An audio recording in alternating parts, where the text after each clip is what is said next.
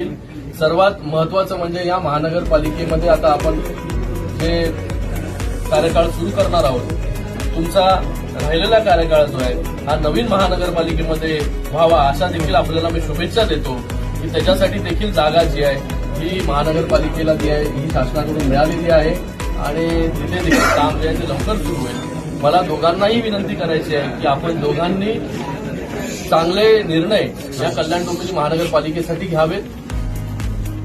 Gutter, metre, water ह्याच्या पलीकडे जाऊन शाळा, आरोग्य या सगळ्या विषयांवरती जे आहे आणि कम्युनिकेशन जे ट्रान्सपोर्ट जो आहे त्याच्यावरती तर MMRDच्या माध्यमाने मोठ्या प्रमाणामध्ये मेट्रोचं काम सुरू आहे.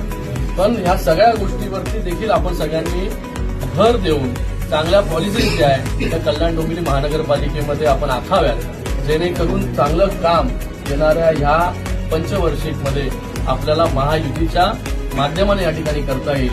कोण महापौर झालं, कोण उपमहापौर झालं, त्याच्यापेक्षा महायुतीचा महापौर, महायुतीचा उपमहापौर झालेला आहे.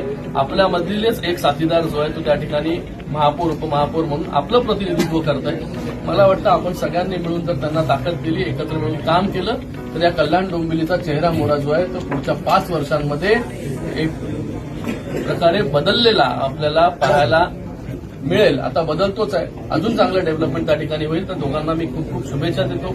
आपल्यासाठी जे आहे नेहमी खासदार म्हणून जे आहे ते नेहमी उपलब्ध राहील.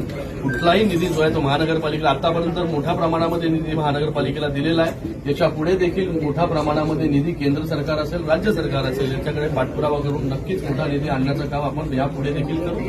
पुन्हा एकदा आपल्या सगळ्यांना दोघांनाही मनपूर्वक खूप खूप शुभेच्छा देतो. चांगलं काम आपल्याकडून व्हावं.